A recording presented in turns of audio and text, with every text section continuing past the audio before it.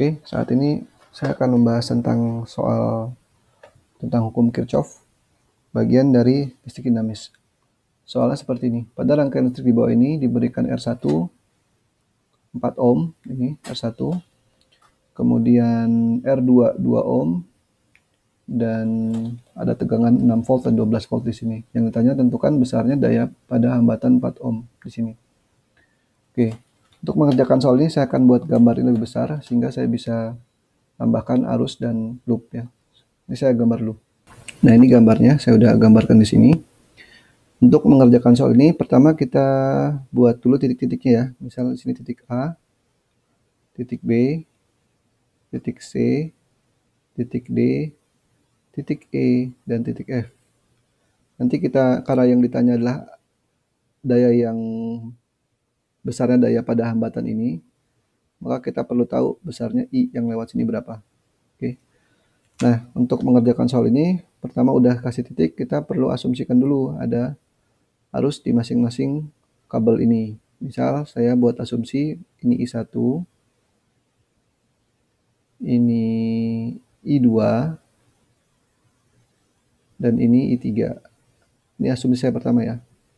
Kalau nanti kebetulan arahnya nggak sesuai dengan yang gambarkan, nanti dia akan hasilnya negatif.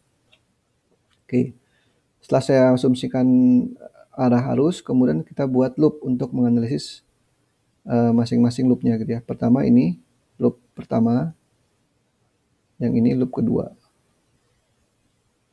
Oke, yuk kita kerjakan masing-masing loopnya. Untuk yang loop pertama, sebelum loop, kita tahu nih, I1 ke sana, I2 ke sana, I3 ke sini. Berarti kalau kita lihat titik B, maka I1 ditambah I2 itu maka sama dengan I3. Ini yang pertama kita dapatkan dari gambar ini. Kemudian kita analisis loop pertama ya. Loop yang pertama, yang ini, kita ya bisa dari mana aja, terserah kalian. Yang penting kita harus dari titik satu ke titik itu lagi, misal dari A ke A.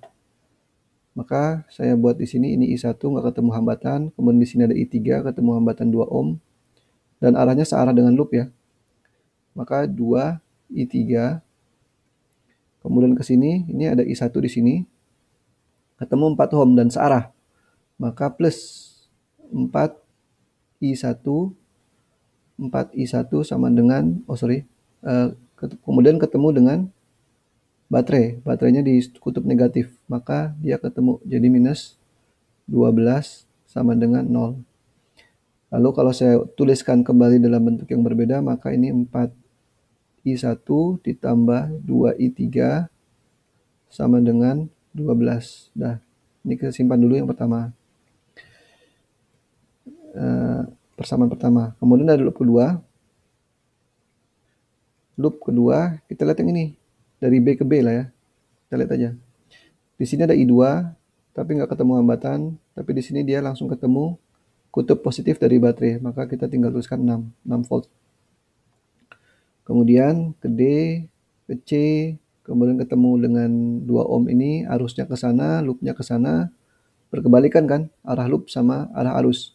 Maka dia negatif. Negatif atau minus 2 I3 sama dengan 0. Maka 2 I3 sama dengan 6. Maka I3-nya sama dengan 6 bagi 2, 3 ampere. I3-nya kita dapat nih. Kalau I3 ini kita masukkan ke persamaan pertama, saya batasin dulu sini, lanjut ke sini ya. Kalau I3 ini saya masukkan ke persamaan satu ini, kita tinggal masukkan 4 I1 ditambah 2 I3. 2 I3. I3-nya kan 3 ampere. Dikali 3 nih.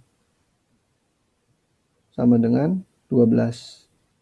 Maka kita dapatkan 4 I1 sama dengan 12 dikurang 6, berarti 6. Maka I1 sama dengan 6/4 ampere. Nah, I1 udah dapat nih. I1 itu adalah arus yang mengalir lewat hambatan ini kan. I1 nih. I1-nya kan ke sana. I1 itu yang mengalir lewat tube ini nih. Ini I1 nih.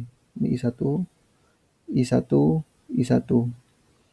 Udah, kita tinggal hitung nih P-nya. P itu daya, yaitu I kuadrat R, atau bisa juga V kuadrat per R, atau V kali I ya terserah. Cuma karena kita tahunya arus dan hambatan, maka yang paling mudah ya ini, I kuadrat per R. I kuadrat per R berarti 6/4 kuadrat dikali dengan R, hambatannya 4 ohm. Nah, hasilnya sama dengan, jawabannya adalah 9 watt. 9 watt. Selesai. Assalamualaikum warahmatullahi wabarakatuh.